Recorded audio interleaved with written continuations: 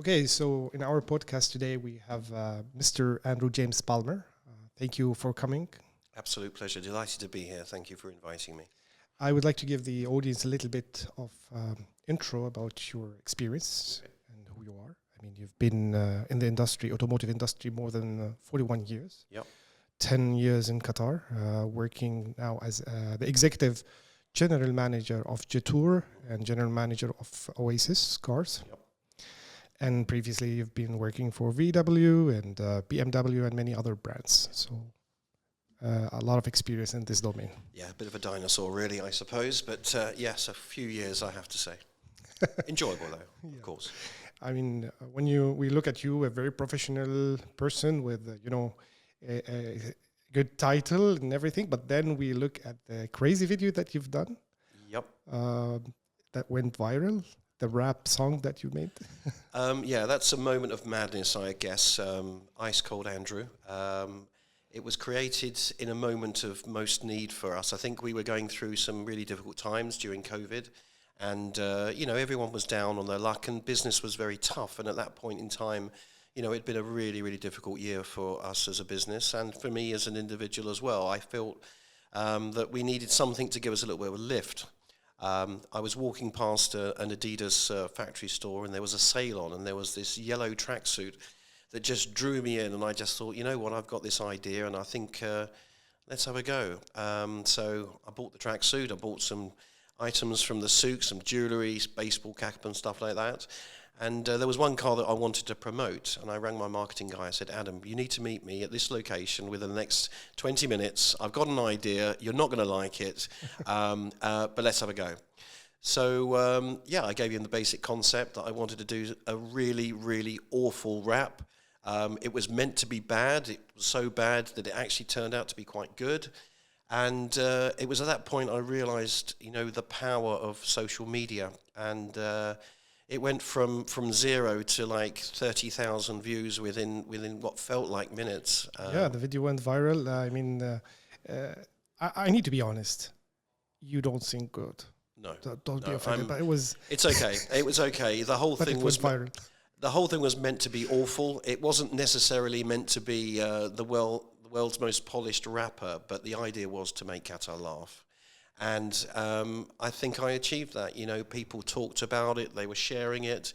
I certainly laughed many times after I saw it. I thought it was the most hilarious thing I've ever done. But, I think it was just a gift to Qatar to say, you know what, we're all a bit unhappy with what's going on and let's do something a bit silly. And it kind of worked, really. I just wonder, see the face of the marketing team when you told them about this idea, come to them and I just want to see the face of these guys. Well, you've met Adam. He's a little bit straight-laced and, he's a little bit, he's conventional, and as I say, I think really it expressed that Oasis, we're willing to put ourselves out there and do something completely crazy and necessarily it may not necessarily work, but why not? Let's see. And the social media it's a very powerful tool now. I think this is what people want to see. They want to see content that is not repetitive, that is not ordinary. They want to see something totally different. And sure. This is something that worked. I imagine that you sold the car as well. I actually did. So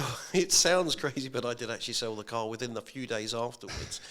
But I think really the main reason for doing it was just a bit of fun, and everybody that I know in the motor trade here called me almost immediately and said, Andrew, what are you doing? But it was funny. So yeah, one of my moments in life where I look back and I think that was a good thing to do, really. Any crazy plans for the future? Well, believe it or not, we recently have booked to do a classic car show in January, and the owner of the company has asked me whether I could do something else similar to promote it. So there's something in the pipeline, and look out for the next instalment of Ice Cold Andrew. He's probably going to make another appearance, I'm sure. Amazing. Looking forward to that. Sure. Thank you. Now going back to Jetour. Jetour has been in the market for around a year. Yeah, just under. Yeah. Yeah, more or less. And we're seeing it everywhere in the streets. It's a Chinese car. Yep. What makes it different from other Chinese competitors in the market? And how did you guys achieve this success in terms of sales in a very short period of time? Okay, well, probably 7 years ago, we were having conversations about Chinese cars, and we're already looking closely at the Chinese market and how it was developing. At that point in time, the product wasn't quite up to the standards that we would hope, and also no GCC specification was available at that time of any sort of volume. So we were very careful to look out for the right product to bring to Qatar and retail here. And I guess we were very lucky to bring Jetour to Qatar. There were a number of people that were looking for the brand, but they awarded it to us because we have got a lot of experience in the market, and particularly in the used car market, because, you know, it's a new brand and it's going to be conquest customers, so people not driving Jetour, obviously, as it's not around. So they were really keen to see what we would do with the brand. The success is twofold, really. I think, again, on the social media side, we've been really active in promoting the brand in the right way. We're very conscious to delicately deliver the car to the public in the right way. You know, we don't want to promote it with huge discounts. We don't want to promote it as a low-budget car at, you know, high specification, low budget. We want to promote the car in the right way. We're very, very sensitive to that. Jetour, as part of the Chery Group, is their premium product. It's like the Audi in Volkswagen's range. So we tend to get more technology earlier on than other sister companies. But I think it's a twofold thing. You know, we have a lot of experience, we're well respected, we present the car in the right way, and the product is outstanding. And I think we did it at the right time. I thank people like MG and Chang'an that sort of forged a path for Chinese cars. I mean, they really did pioneer, particularly MG, has really had a very big success in Qatar. And that's because they've promoted it well. But now there's a chance for people to look at other choices that are out there, and that's why the Jetour has become successful, because they've had their MGs or their Chang'ans or another brand, and they're looking for something different. And so the main challenge was before is to change the mindset of people and accepting Chinese cars, because we know before, like, it was very hard. Okay, I'm not very sure if I have to go with the Chinese car. Now this is gone, because, as you mentioned, more and more people are considering them. They're seeing really well advanced vehicles, Chinese. Yeah. And they've tested it, and plus the warranties that you guys are giving is making them feel safe. Yeah. So they shouldn't worry. No, I mean, the warranties on these cars are fantastic. Most people's concerns are, of course, parts availability and service. You know, that's a big question for the customers. We're addressing that. We are opening a new after-sales facility in Al Wakir, which is state-of-the-art, all the latest technology. We're hopefully opening a quick service centre that will be very close to Doha. And the parts order is massive.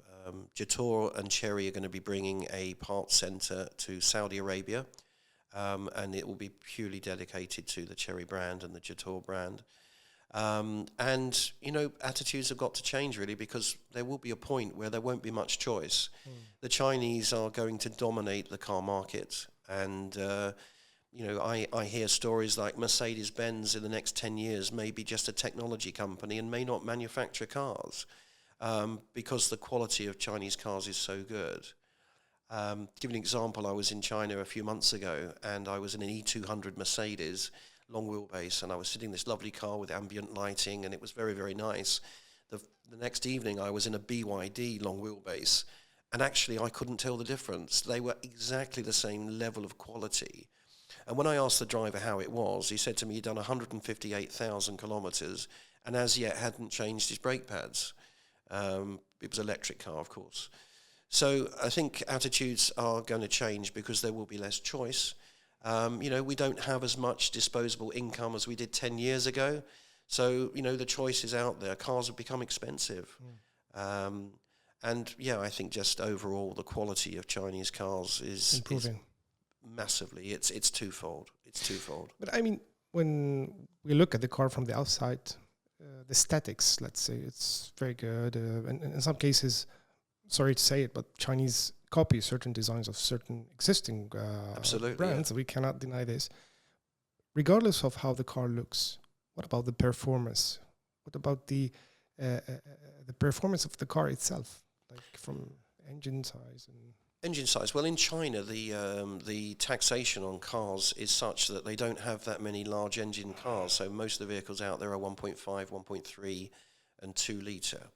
You rarely find a bigger engine because of the taxation. So they've really refined the engine technology to an absolute level of excellence.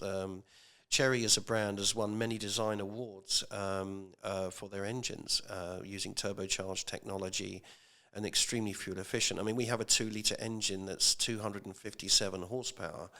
My first BMW, which was a 6-cylinder 323, I was delighted to see at 130 horsepower, and I thought I was, the king, really. So attitudes to engine sizes have definitely changed, and they are moving forward towards getting maximum power out of smaller engines. And I think the whole discussion will change in the near future. We wouldn't be discussing engine size anymore. No. We'd be talking about, with the electric vehicles, about battery capacity, battery range. This is what the talks will be about. Well, wandering around the back streets of China looking for some accessory suppliers for some of our brands, I found a little shop, and the guy was repairing electric batteries, take them to pieces and fixing them and testing them. And I guess that with electric cars, with so little maintenance needed, there will be specialists in battery repairs and servicing and stuff like that. So that's a good thing. Is the electric engine the answer? I'm not sure at the moment, to be honest with you. I'm kind of out on the sort of 50-50, on the fence with it, really. I don't know whether we're going to be living with electric cars permanently. I think there may be some alternatives out there, as yet to be seen. Watch this space. I mean, we as One Autocar, we've done previously the EV Motor Show in Westwalk, and now in the Qatar Custom Show that's happening every year, we will be having an EV city as well. We know it's the future. Maybe, as you mentioned, there will be newer technologies, or maybe the hydrogen technology, fuel cell, all of that will have more presence, and manufacturer will consider them as well in their manufacturing facilities. Now, what amazed me the most regarding Jetour, when we had a discussion in your office, you told me regarding the demographics, like 80% of the buyers are Qataris. And I think this is a very big number. How did you guys manage to, if the number is accurate, to do so? Because we know Qataris, like when purchasing a car, they really consider, the manufacturing country. They consider how expensive the car is. Tell me more about that. Okay. It's happened almost by chance, but I think it's a reflection on how attitudes really, really change. Years ago, the number one coffee in town was Arabic coffee. It still is, but there was room for all the other places to pop up, like Starbucks and Costa Coffee, etc. So change can come, but it does sometimes take a little bit longer for people to change their attitudes. And I think probably the reason that the Qataris have bought into Jetour so wholeheartedly is our sensitivity to the way that we market it. The quality of the car is as if it were a Mercedes inside. You see some of the switchgear and the technology that's in the car is what you will find in a high premium car. Mm-hmm.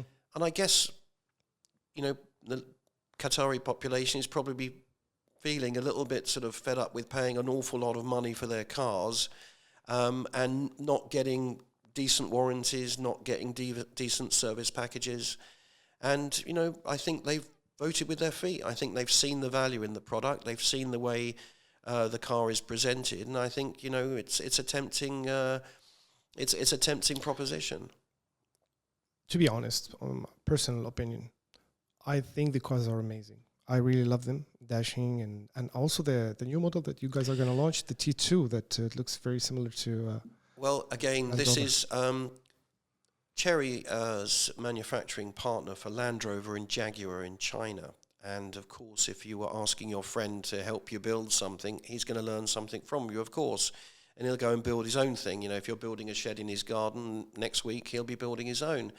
And what Chery have done, and in particular Jetour, has has learnt from the premium brand like Jaguar and Land Rover and taken some of those ideas away and created some great innovation. And this particular innovation will result in a car which is coming called the T2. It is, I call it Brofender. It looks like a Bronco at the front and a Defender at the back, but actually in essence it looks like a baby Defender. Very attractive car. It's smaller than a Defender, 2-litre engine, 250 horsepower. But I think this is going to be a viral car. I think it's going to become incredibly popular. It's going to be quite good value for money. We're still working really hard to ensure the price level of that car is compatible to other markets. We don't want to be the most expensive T2 in the market. We are very sensitive to price this car correctly and still at the moment waiting for our research to come back to see where we want to position the car.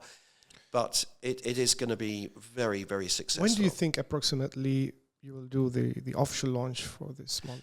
Okay, we have over 400 customers that have already shown more than just interest to purchase the car.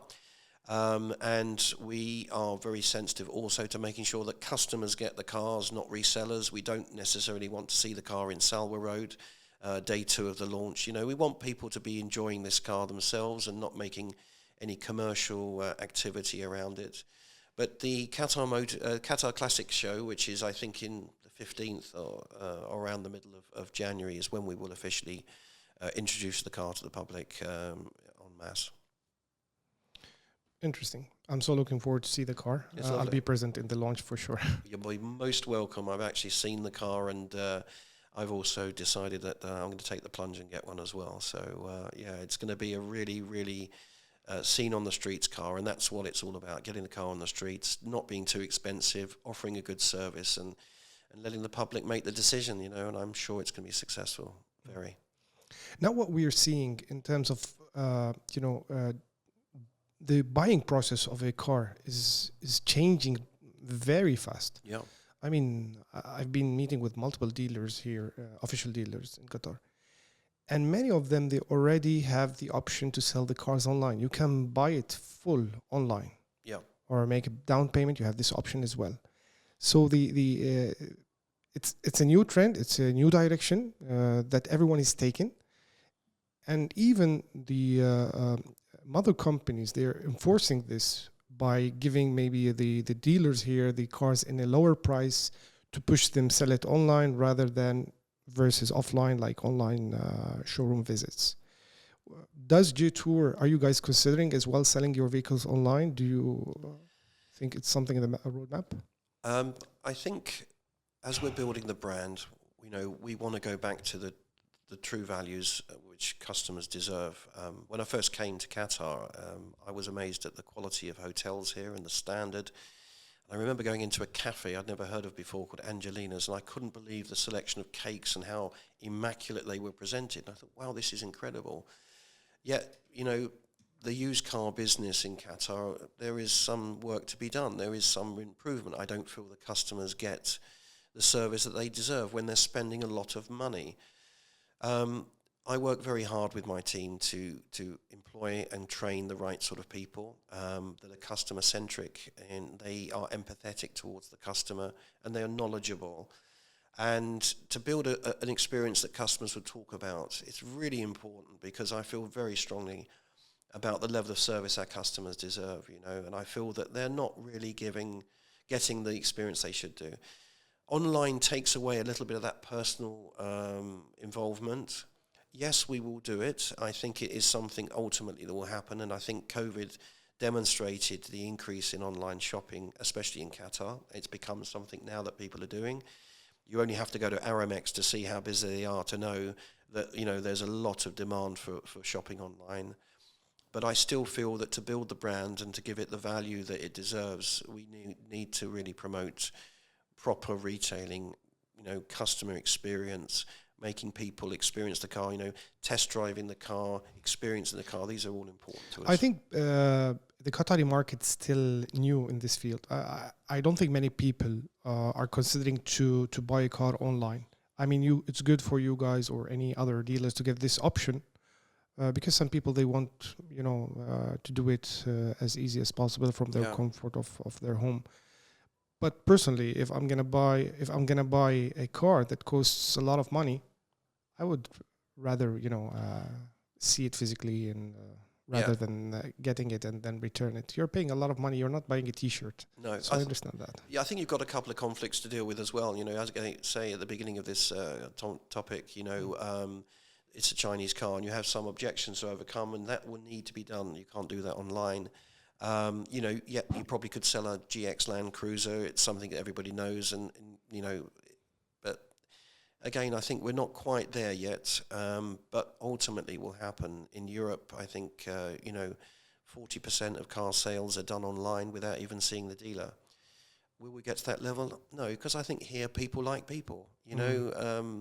Europe people don't really have that kind of appreciation for their neighbours. I don't think your next door neighbour you never see for 1 year to the next. But here people are much more family orientated and people orientated, so they like to deal with people. And if they're the right trained people, I think they'll come and buy cars from us. They want a nice experience.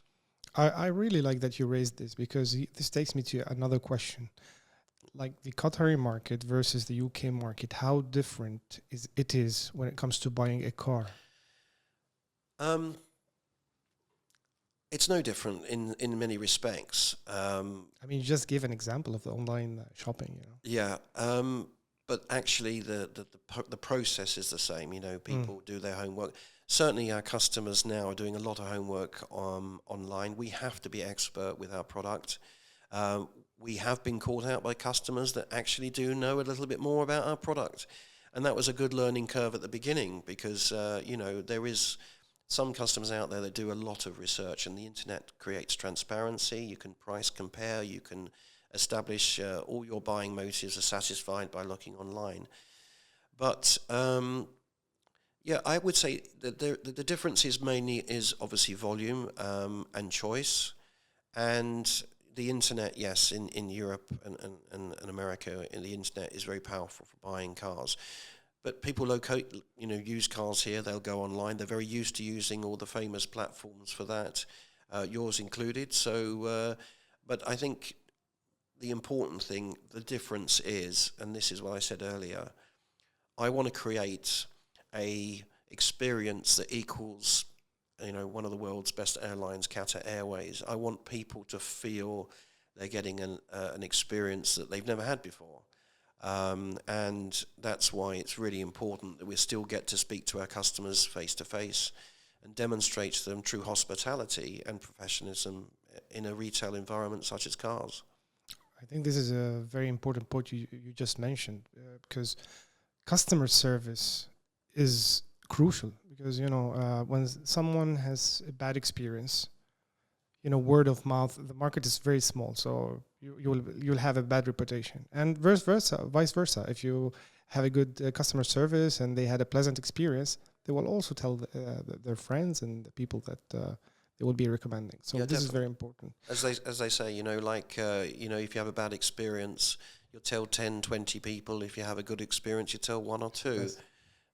That's just how humans are, really, I guess. Yeah. And also, I believe your sales reps in the showrooms, they act as consultants as well. They give them information and the knowledge they need to know, and try to persuade them.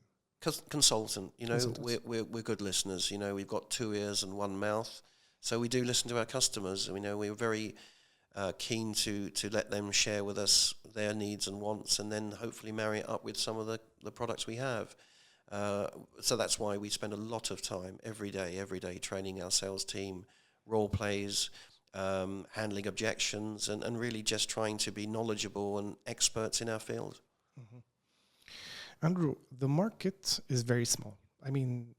Population is around 3 million, and if we look at more or less, maybe a bit less. 2.7 I saw last time. 2.764 point something. To be more accurate. Yeah, exactly. So it's a very small market compared to neighboring countries, like let's say Saudi Arabia, UAE, and this affects the market. But what I'm seeing is many new brands are coming into the markets. Now we're going to be having BYD, Tesla just opened, Zeekr is on the way, KGM. So there are many other brands coming in. it's the same people, but more choices. How do you see the future of automotive in Qatar? Something has to change, I guess. The future of Qatar automotive, that's a very big question. It's developed very, very quickly. I mean, I was told there's around 900,000 registered cars in the traffic department in Qatar. So it's a big number. Actually being used on the roads, you know, I guess it's probably significantly less than that. There's a number of new brands coming in. In fact, whilst I can't share with you, we have another brand coming as well. Which Congratulations. Thank you. And that's going to be launched hopefully first quarter next year. Fantastic brand. Is it Chinese? It's Chinese, yes, it's Chinese. Although I'm working with an English brand as well. So, yes, there's going to be a lot of choice. What's happening in China is there is an explosion on brands. There's too many brands, and there's going to be a consolidation, I think. In the next 5 years, there will be companies that will go bust, sadly. There will be companies that will be bought out, absorbed into bigger organizations. In fact, Chery is just in the process of buying one Chinese brand, and we will get the benefit because we'll get some of those products redesigned as Jetours, but we'll get them in our range. So there'll be consolidation. Competition is going to be very, very tough. You know, once you reach a level where your products are so good, it's difficult to compare them product for product. Then it becomes a price consideration or added value. So we sell our cars on added value. We don't really want to get into a price war. What I think will happen over the next few years, I think there will be a move towards more electrification. The government's already been very, very active in electrification of buses. There's the London taxis in the Pearl. I'm convinced Carwa will go hybrid. Well, they are hybrid, but I think they'll go full electric in the future. I'm sure of it, as all the taxis are in China. But I think there'll be more competition. I think the service that the manufacturers are giving the dealers here will definitely heighten as the competition gets tougher. Everyone's going to have to pull up their game. And I think we will see some brands disappear. I think because inevitable. My worry is, before we had the issue where there was shortage, you go to any showroom and there wasn't any cars in stock, and now I'm afraid the opposite thing will happen, meaning that you will have a lot of cars and low demand because there are a lot of options, high competition. Well, actually, what I think's happening is, if you look at the new car sales in Qatar, it's around 43,000 to 46,000. I think 2027, it's projected about a maximum of around 45,000 units. Actually, what I think is happening is we're eating into the used car market, and the used car market is definitely feeling the effect of the Chinese brands. Because, you know, if traditionally a RAV4 that was 3 or 4 years old would be selling for 60, 70, 80,000 riyals, but very low spec, with 100,000 kilometers on the clock. Well, now you can walk into a brand new Chinese car with all the warranty and all the benefits and all the spec at the same price. So actually what I think is going to happen, and I'm sure of it, is there's going to be a price realignment in the future of some of the more solid brands with stronger resale values. I think they're going to feel a bit of pressure. I think you will see cars that you didn't think would depreciate are going to depreciate more, aligned with some of the European brands, etc. And we do actually find it a little bit difficult at the moment, unless we get the price right, to sell some of the Japanese manufacturers and Koreans, because they don't have the value for money packages as a new Chinese car does at the moment. But I know that some of the Korean brands are working very hard to do that, to get their products in the market more competitively priced. So people in the past, when they used to think of buying a car, they buy it and they keep it for their whole life. Now it's changing. Now you're seeing someone buying a car, like after a couple of years, oh, I want a new one. It's becoming like an iPhone, you know? Like, I want the newest version. I want a new model. What do you think about that? Well, Qatar has quite a short sort of ownership, really. I mean, in my home country, it's very, very common for people to keep a car 3-4 years, and then there are some people that keep them 30 or 40 years. My father has a car that he bought in 1964, and he still has it. He's 85 years of age, but it is a classic car. The thing is, the car's value will drop more quickly, I think, and people will then change because of that fear of losing all their value. But that's a result of people coming, living here, and then moving on to different countries, etc. There's always a big turnover, and longevity of ownership has never really been a thing here in Qatar. I think 3 years, 4 years is the maximum. But it's not unusual to find people changing their cars every year. But I think now with the value that's available from the Chinese cars and the warranties, 5-year warranty, it might make people keep their cars a bit longer, I think. Great. Andrew, I want to thank you so much for coming. I want to show the video, the rap song that you made at the end of this podcast, and also I'll add it to the link below. If you have to, of course. As I say, it was meant to be that bad, so bringing back some memories of it going viral, but no, by all means, it's just a bit of fun. Thank you so much for coming. Thank you. Absolute pleasure. Thank you very much indeed. Thank you.